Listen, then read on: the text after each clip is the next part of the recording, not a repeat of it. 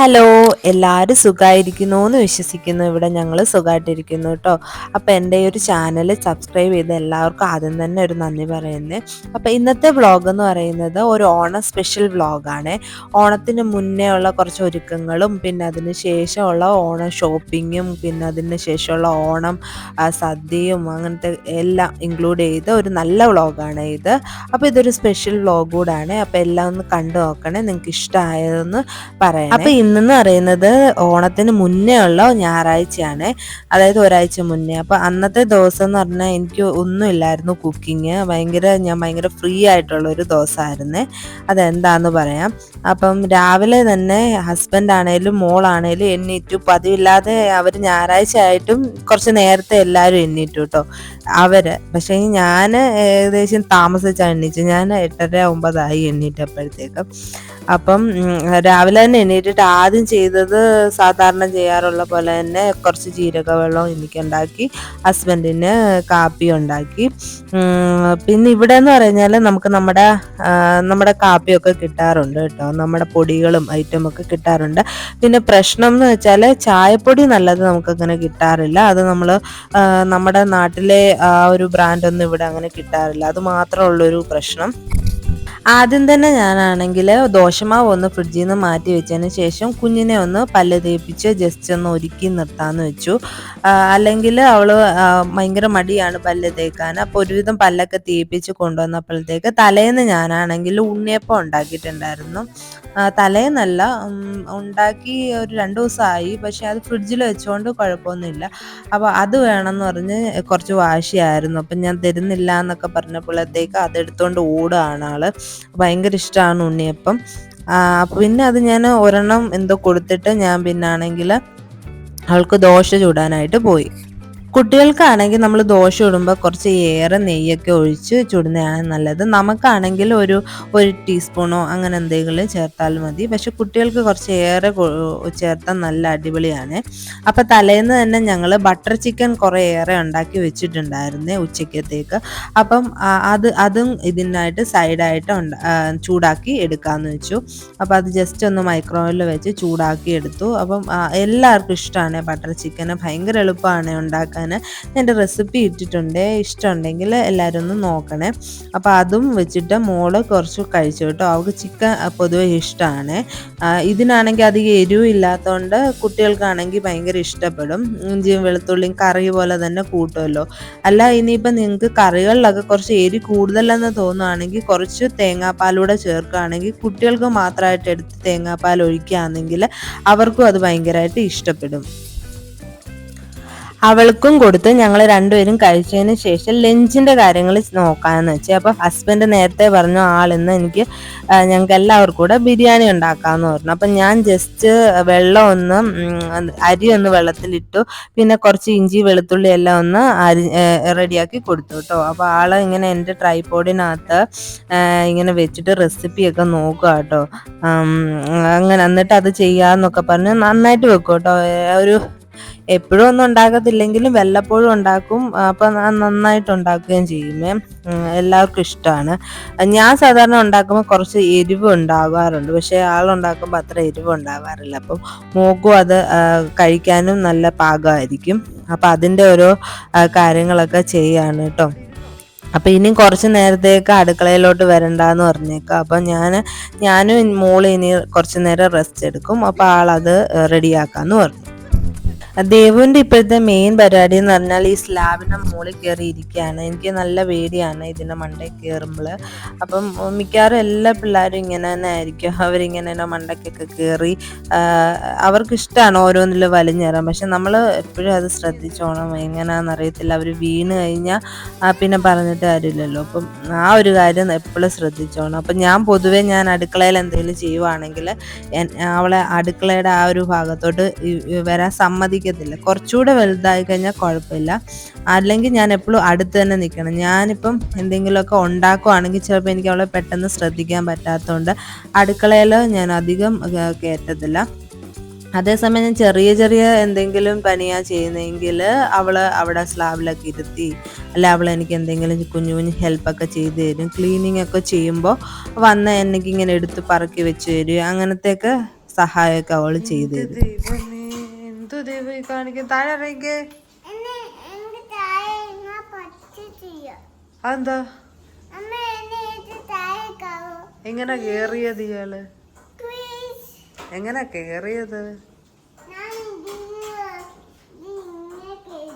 ആ, അതുപോലെ ഇറങ്ങിയാ മതി.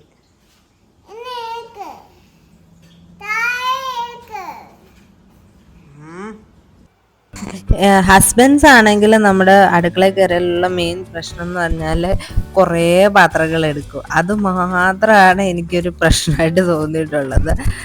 ബാക്കി ഉണ്ടാക്കുന്നതൊക്കെ നല്ലതായിരിക്കും, പക്ഷെങ്കിൽ പാത്രം ഭയങ്കര കൂടുതലായിരിക്കും. പിന്നെ അവസാനം നമ്മൾ തന്നെ അതെല്ലാം കഴുകി വെക്കേണ്ടതായിട്ട് വരും. അപ്പം നമ്മൾ ചെയ്യുവാണെങ്കിൽ കുറച്ച് പിശുക്കി പാത്രങ്ങളൊക്കെ കുറച്ച് അങ്ങനെ ആയിരിക്കും ചെയ്യുന്നതെങ്കിൽ ഇവരതിൻ്റെ ഇരട്ടി തന്നെ എടുക്കും. ആ ഒരു കാര്യം മാത്രമേ ഉള്ളൂ എനിക്ക് കുറച്ച് പ്രശ്നമായിട്ടുള്ളത്. അല്ലാത്ത വശം ഇഷ്ടമാണ്, വല്ലപ്പോഴും കയറി ഉണ്ടാക്കുമ്പം എനിക്കിഷ്ടമാണ്. ഇന്ന് ഉണ്ടാക്കുന്നത് തലശ്ശേരി സ്റ്റൈലിലുള്ള ഒരു ബിരിയാണിയാണ്. അപ്പം നമ്മുടെ ചെറിയ അരിയിൽ ജീരകശാല അരി അത് വെച്ചിട്ടാണ് ഉണ്ടാക്കുന്നത്.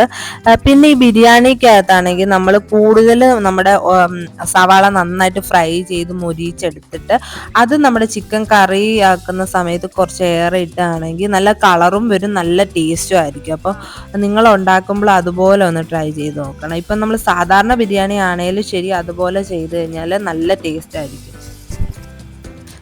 പിന്നെ എന്താന്ന് വെച്ചാൽ ഇന്ന് ഞങ്ങൾ ഉണ്ടാക്കുന്ന ബിരിയാണി ആണെങ്കിൽ ലെഗ് പീസ് വെച്ചിട്ടുള്ള ബിരിയാണിയാണ്. ഇവിടെ US-ലാണെങ്കിൽ നമുക്ക് ലെഗ് പീസ് ആയിരിക്കും കുറച്ചുകൂടെ നമുക്ക് അഫോർഡബിൾ. നമ്മൾ ഫുൾ ചിക്കൻ വാങ്ങിക്കുന്നതിനെക്കാട്ടി 2-3 ചിക്കൻ്റെ ലെഗ് വാങ്ങുവാണെങ്കിൽ അതായിരിക്കും കുറച്ചുകൂടെ നമുക്ക് ബഡ്ജറ്റ് ഫ്രണ്ട്ലിയും തോന്നുന്നു. അപ്പം ഞങ്ങൾ മിക്കവാറും ആ രീതിയിലാണ് വെക്കുന്നത്. പിന്നെ ബട്ടർ ചിക്കൻ അങ്ങനെ എന്തെങ്കിലുമൊക്കെ ഉണ്ടാക്കുന്ന സമയം മാത്രമേ ഇതുപോലുള്ള ബ്രസ്റ്റ് പീസോ അങ്ങനെയൊക്കെ വാങ്ങാറുള്ളൂ. ഇല്ലെങ്കിൽ മിക്കവാറും നമ്മൾ ഈ ഓവനിൽ ചിലപ്പം ഇതുപോലെ ഫ്രൈ ചെയ്യാനോ അങ്ങനെയൊക്കെ ആണെങ്കിലും നമ്മൾ ഇതുപോലത്തെ ലെഗ് പീസാണ് യൂസ് ചെയ്യുന്നത്. അപ്പം നിങ്ങളിവിടെ US-ലാണെങ്കിൽ നിങ്ങൾ അങ്ങനെ വാങ്ങിച്ച് ചെയ്ത് നോക്കുക കേട്ടോ, അതായിരിക്കും നല്ലത്. കുറച്ച് കഴിഞ്ഞപ്പോഴത്തേക്ക് നല്ല മഴ തുടങ്ങി കേട്ടോ. ഇപ്പം ഇടയ്ക്കിടയ്ക്ക് പകൽ സമയം നല്ല മഴയാണ്, പ്രത്യേകിച്ച് വീക്കെൻഡ് സമയത്ത്. നമ്മൾ എവിടെയെങ്കിലും ഒന്ന് പോകാമെന്ന് വിചാരിച്ച് നോക്കുമ്പോൾ നല്ല മഴയായിരിക്കും വെളിയിൽ. എപ്പോഴും നമ്മളൊന്ന് കുഞ്ഞിനെ പാർക്കിൽ കൊണ്ടുപോകാമെന്നോ അല്ല എന്തെങ്കിലും ഷോപ്പിങ്ങിൽ പോകാമെന്നോ ഒക്കെ വിചാരിച്ചാൽ നല്ല മഴയായിരിക്കും. അപ്പം മൊത്തത്തിൽ പറഞ്ഞാൽ നമുക്ക് എങ്ങും ഇറങ്ങാൻ പറ്റാത്ത ഒരു അവസ്ഥയായിരിക്കും ഇവിടെ. എനിക്ക് തോന്നുന്നു ഇവിടെ ഒന്നെങ്കിൽ നല്ല സമ്മർ അല്ലെങ്കിൽ കുറച്ച് വിൻ്റർ ആണെങ്കിലാണ് നല്ലത് നമുക്ക് പുറത്ത് പോകാൻ. ഇവിടെ പിന്നെ സ്നോഫോൾ ഇല്ല, ഞാൻ ഫ്ലോറിഡയിലായതുകൊണ്ട് തന്നെ അധികം സ്നോഫോളൊന്നും ഇല്ല. അപ്പോൾ അതുകൊണ്ട് തന്നെ നമുക്ക് നല്ല രീതിയിൽ ആ ഒരു സമയത്ത് തണുപ്പും കാണും, എന്നാൽ നമുക്ക് വെളിയിൽ ഇറങ്ങാനും പറ്റും. അപ്പം ഇവിടെ ദമ്മിടാനുള്ള പരിപാടിയൊക്കെ സ്റ്റാർട്ട് ചെയ്തു കേട്ടോ. അപ്പം മോളെ അവിടെ വെച്ചിട്ട് ഇരുന്നുള്ള പ്രശ്നം എന്ന് വെച്ചാൽ ഇതുപോലെ അണ്ടിപ്പരിപ്പെല്ലാം എടുത്ത് തിന്നോളും. അവൾക്ക് ഭയങ്കര ഇഷ്ടമാണ്. അല്ലേലും അണ്ടിപ്പരിപ്പ് ഇഷ്ടം. അപ്പോൾ പിന്നെ വറുത്ത അണ്ടിപ്പരിപ്പ് പിന്നെ പറയുകയും വേണ്ടല്ലോ. അപ്പോൾ അത് ഫുള്ള് അവളെടുത്ത് ഇങ്ങനെ തിന്നും. അപ്പോൾ അവളെ അതെടുത്ത് മാറ്റി വെക്കുക ഞങ്ങൾ ചെയ്യുന്നത്, അല്ലെങ്കിൽ പെട്ടെന്ന് അതങ്ങിട്ട് തീർക്കും. എനിക്കും പൊതുവെ അങ്ങനെയാണ് കേട്ടോ. ഹസ്ബൻഡ് എൻ്റെ മോളുടെ അടുത്തുനിന്ന് മാറ്റി വെക്കാറാണ് ഉള്ളത്, കാരണം ഞങ്ങൾ രണ്ടുപേരും അത് തിന്നാറുണ്ട്. അപ്പം ദമ്മെല്ലാം ഇട്ട് കഴിഞ്ഞിട്ട് ഒരു 10 മിനിറ്റ് കൂടെ വെയിറ്റ് ചെയ്ത് കഴിഞ്ഞാൽ നമുക്ക് കറക്റ്റായിട്ട് ആ ഒരു പരുവാകത്തുള്ളൂ. അപ്പം അതിന് വെയിറ്റ് ചെയ്യുകയാണ് ഞങ്ങൾ. അപ്പോൾ അടിപൊളിയായിട്ടുള്ള ഒരു ബിരിയാണി ആയിരുന്നു കേട്ടോ, നല്ല ടേസ്റ്റ് ആയിരുന്നു. അതിൻ്റെ കൂടെ നമ്മൾ റായ്ത്തായ ഉണ്ടാക്കി. പപ്പടം വറുത്തില്ല കേട്ടോ, പപ്പടം വറുത്തില്ല എന്നാണ് എനിക്ക് തോന്നുന്നത്. അപ്പം ഇതിൻ്റെ കൂടെ പപ്പടവും പിന്നെ കുറച്ച് മുട്ട പുഴുങ്ങിയതും ഒക്കെ ഉണ്ടെങ്കിൽ നല്ല ടേസ്റ്റാണ്. അപ്പം ഞങ്ങൾ ജസ്റ്റ് ഇതുപോലെ സാലഡ് മാത്രമേ ഉണ്ടാക്കിയിട്ടുള്ളായിരുന്നു, പക്ഷെ ഭയങ്കര ടേസ്റ്റായിരുന്നു. അധികം എരി ഉണ്ടായിരുന്നില്ല. ആ ഒരു കളറ് വന്നേക്കുന്നതെന്ന് വെച്ചാൽ നമ്മൾ ആ സവാള വഴറ്റിയിട്ടില്ലേ, അതിൻ്റെ ആ ഒരു കളറാണ് കൂടുതൽ വന്നേക്കുന്നത്. അപ്പോൾ കുട്ടികൾക്കൊക്കെ കൊടുക്കാൻ ഇതായിരിക്കും നല്ലതെന്ന് തോന്നുന്നു. അപ്പോൾ ഒന്ന് ട്രൈ ചെയ്ത് നോക്കണേ. ഫുഡൊക്കെ കഴിച്ചു കഴിഞ്ഞ് സാധാരണ മോള് കുറച്ചു നേരം ഉറങ്ങാറുണ്ട്, പക്ഷെ നമ്മൾ അതിന് നിന്നില്ല, കാരണം മഴയൊക്കെ ഒന്ന് തോർന്നിരിക്കുകയാണ്. അപ്പം നമ്മളിപ്പോൾ ഒന്ന് ഷോപ്പിങ്ങിനൊക്കെ പോയി നമുക്ക് ഓണക്കോടിയൊക്കെ ഒന്ന് എടുക്കാമെന്ന് വെച്ചു. അപ്പം അതിന് വേണ്ടിയിട്ട് മോള് ഉറങ്ങിയിട്ടില്ല, എന്നാലും നമ്മൾ പോയിട്ട് വരാമെന്ന് വിചാരിച്ചു കേട്ടോ. രാത്രിയിൽ അതുകൊണ്ട് അവൾ കുറച്ച് നേരം അധികം നേരം ഉറങ്ങിക്കോളും. ഇവിടെ ആണെങ്കിൽ മെയിനായിട്ട് ഇപ്പോൾ ബഡ്ജറ്റ് ഫ്രണ്ട്ലി ഷോപ്പിംഗ് ഒക്കെ ആണെങ്കിൽ നമ്മൾ ബെർലിംഗ്ടൺ അല്ലെങ്കിൽ റോസ് അവിടെയൊക്കെ ആയിരിക്കും നല്ലത്. അപ്പം ഞങ്ങളിപ്പോൾ പോകുന്നത് റോസിലോട്ടാണ്. അപ്പം അവിടെ എന്ന് പറഞ്ഞാൽ ഒരുപാട് കളക്ഷൻസ് ഉണ്ടാവും, വലിയൊരു കടയാണ്. പക്ഷേങ്കിൽ നമ്മുടെ ഇന്ത്യൻ ടൈപ്പ് ആയിട്ടുള്ള ഡ്രസ്സൊക്കെ വളരെ കുറവാണ്. അപ്പം ഞങ്ങൾ ഇറങ്ങിയപ്പോൾ ചെറുതായിട്ട് മഴ ഇങ്ങനെ പൊടിയുന്നുണ്ടായിരുന്നേ. എന്നാലും നമ്മൾ പക്ഷെ അവിടെ എത്തിയപ്പോഴത്തേക്ക് പിന്നെ അതങ്ങ് തോർന്നു. അതാ ഇവിടുത്തെ ആ മഴ എപ്പോൾ വരും പോകുന്നുള്ളത് നമുക്ക് പറയാൻ പറ്റത്തില്ല. റോസിലാണേലും ഒരുപാട് കളക്ഷൻസ് ഉണ്ടായിരുന്നേ, വിമന്, മെന്ന്, കിഡ്സ് എല്ലാവർക്കും ഒരുപാട് കളക്ഷൻ ഉണ്ട്. പക്ഷേങ്കിൽ ഫിറ്റിംഗ് എപ്പോഴും ശ്രദ്ധിക്കണം. ഒരു 5-6 എണ്ണമെങ്കിലും നമ്മൾ ട്രയൽ ചെയ്ത് നോക്കിയിട്ടേ ഇവിടെ നിന്ന് എടുക്കാവുള്ളൂ. കാരണം നമ്മുടെ സൈസ് കറക്റ്റ് ആണെങ്കിൽ ഫിറ്റിങ്ങിൽ കുറച്ച് വ്യത്യാസങ്ങൾ വരാറുണ്ട്. അതുപോലെ ഹലോവിൻ ഇപ്പം ഒക്ടോബർ 31 ആയതുകൊണ്ട് അതിൻ്റെ ഡെക്കറേഷൻസ് ഒക്കെ ഇപ്പം തന്നെ എല്ലാം വന്നിട്ടുണ്ടായിരുന്നു. അതൊക്കെ നല്ല രസമുണ്ടായിരുന്നു. ഓരോ തവണ വരുമ്പോഴും ഓരോ മാറ്റങ്ങൾ അവരിങ്ങനെ ഡെക്കറേഷനിൽ കൊണ്ടുവരാറുണ്ട്. അതൊക്കെ ഭയങ്കര രസമുണ്ടായിരുന്നു. ചിലതൊക്കെ ദേവുവിന് ഭയങ്കര പേടിയാണ്, ബാക്കിയൊന്നും കുഴപ്പമില്ലായിരുന്നു, നല്ല രസമുണ്ടായിരുന്നു. പിന്നെ കുട്ടികളെ കൊണ്ട് ഇങ്ങനത്തെ കടകളിൽ വരുമ്പോൾ ശ്രദ്ധിക്കേണ്ടതെന്ന് വെച്ചാൽ അവരെപ്പോഴും ഓടി നടക്കും. അപ്പം നമ്മൾ എപ്പോഴും അവരുടെ ഒരു കണ്ണ് വേണം. ദേവു ആണേലും പെട്ടെന്ന് ഓടി അങ്ങ് പോകും. വലിയ കടയും കൂടെ ആയതുകൊണ്ട് നമുക്ക് ചിലപ്പം അവരെവിടെയാണ് ഓടിയെന്നുള്ളതും മനസ്സിലാവത്തില്ല. അപ്പോൾ ഒരാൾ ഡ്രസ്സ് എടുക്കുവാണെങ്കിൽ മറ്റേ ആൾ കുഞ്ഞിനെ നോക്കുക, അങ്ങനെ കൂടെ ശ്രദ്ധിക്കണം. കണ്ടില്ല, ഇതുപോലെ എല്ലാ ക്ലോത്തിങ്ങിലും അവർ ഡെക്കറേഷൻസ് ഒക്കെ കൊണ്ടുവന്നു. ദേവുവിന് ഈ ഒരു ഡ്രസ്സ് ഭയങ്കര ഇഷ്ടപ്പെട്ടു. അപ്പോൾ അവൾക്കത് ഓണക്കോടി മതി എന്ന് പറഞ്ഞുകൊണ്ട് നമ്മളതാണ് എടുത്തത്. ഞാനും അവിടുന്ന് 1-2 ഡ്രസ്സ് എടുത്തു. പക്ഷേ അതെനിക്ക് അത്ര ഇഷ്ടപ്പെടാത്തതുകൊണ്ട് നമ്മൾ ബെർലിംഗ്ടണിലൂടെ പോയി നോക്കാമെന്ന് വെച്ചു. ഹസ്ബൻഡിനാണെങ്കിലും റോസിയിലെ അത്ര കിട്ടിയില്ല. അപ്പം ഇവിടെ കൂടെ നോക്കിയിട്ട് പിന്നെ നമുക്ക് ഒത്തില്ലെങ്കിൽ നമുക്ക് ഒത്താൽ റോസിലെ അങ്ങ് റിട്ടേൺ ചെയ്യാമെന്ന് വെച്ചു. അങ്ങനെ ഇവിടെ വന്ന് കുറച്ച് ഡ്രസ്സ് നോക്കി. അങ്ങനെ എനിക്കും കുറച്ച് ഇഷ്ടപ്പെട്ടു, ആൾക്കും ഇഷ്ടപ്പെട്ടു. അപ്പം അതാണ് ഞങ്ങൾ എടുത്തത് കേട്ടോ. ഇവിടെ ഇതുപോലെ ഒരുപാട് കളക്ഷൻസ് ഉണ്ടായിരുന്നു. പിന്നെ അതുപോലെ തന്നെ ഹലോവിൻ്റെ ഇതുപോലെ ഡെക്കറേഷൻസും ഒക്കെ ഇവിടെയും കുറേ ഉണ്ടായിരുന്നു. അപ്പം ഞങ്ങൾ അതെല്ലാം കണ്ട് ഡ്രസ്സും എടുത്ത് മറ്റേത് റിട്ടേൺ അടുത്ത ദിവസമാണ് ചെയ്തത്. റിട്ടേൺ ചെയ്തിട്ട് നമ്മൾ അവിടെ നിന്ന് ഇറങ്ങിയേ.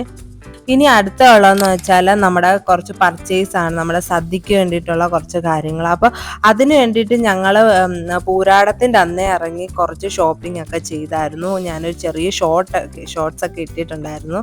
അപ്പം അത് കഴിഞ്ഞിട്ട് പിന്നെ അടുത്തതെന്ന് പറഞ്ഞാൽ സദ്യയുടെ അന്ന് ദിവസമാണ്, അതായത് ഓണത്തിൻ്റെ അന്ന് എനിക്ക് ഒരുപാടൊന്നും ക്ലിപ്പൊന്നും എടുക്കാൻ പറ്റിയില്ല. കുറച്ച് എന്താ പറയുക കുറച്ച് വീഡിയോസ് എടുക്കുക. കാരണം ഞാൻ ഫുള്ളായിട്ട് സദ്യ ഞാൻ തന്നെ ഉണ്ടാക്കാമെന്ന് വെച്ചു. കാരണം ഇവിടെ അങ്ങനെ നമുക്ക് വെളിയിൽ നിന്ന് വാങ്ങിക്കാം, അങ്ങനെയൊക്കെ ഭയങ്കര കുറച്ച് കോസ്റ്റ്ലിയാണ്. അപ്പം നമുക്ക് അതുമല്ല, ഞാൻ പൊതുവെ പറ്റുവാണെങ്കിൽ ഒറ്റയ്ക്ക് തന്നെ കുറച്ചേ ഉള്ളെങ്കിലും ഉണ്ടാക്കാമെന്ന് വെച്ചു. അപ്പോൾ സദ്യയെല്ലാം ഞങ്ങൾ വീട്ടിൽ തന്നെയാണ് ഉണ്ടാക്കിയത്. പക്ഷേ ഇല മാത്രം നമുക്ക് കിട്ടിയില്ല.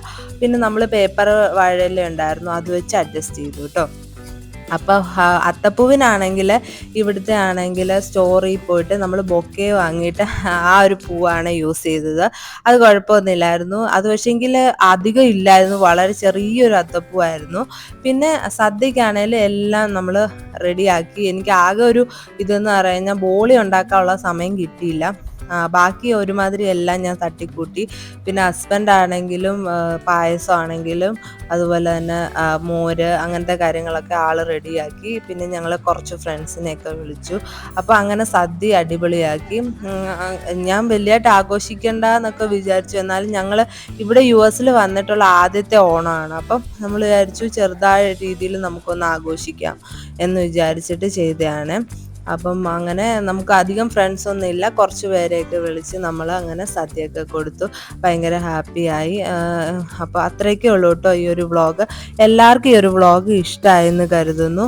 അപ്പോൾ അടുത്ത വ്ളോഗിൽ കാണാമേ. ഇഷ്ടപ്പെട്ട ലൈക്ക് ചെയ്യാനും ഷെയർ ചെയ്യാനും സബ്സ്ക്രൈബ് ചെയ്യാനും മറക്കല്ലേ.